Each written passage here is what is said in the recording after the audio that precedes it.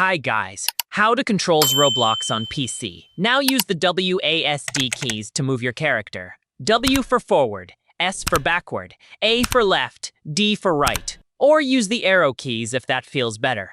Press space to jump, and hold left control to sprint. Master these first. They're your lifeline in any Roblox game. Hold down the right mouse button and move your mouse to look around. Zoom in using the I key or scroll your mouse wheel up. Zoom out with the O key or scroll down. This tiny trick gives you way better awareness than most players have. Use left click to interact, shoot, or punch. Depends on the game you are playing. Press the / key to open the chat window and type messages. Here is a mistake to avoid.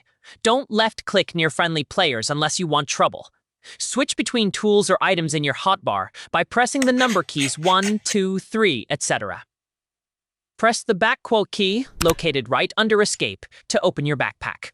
Keep watching, because the next shortcut most players never learn is coming up.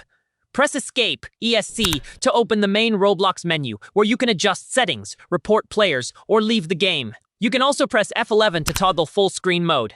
Hit subscribe for more Roblox controls and hidden shortcuts. Don't miss the next one.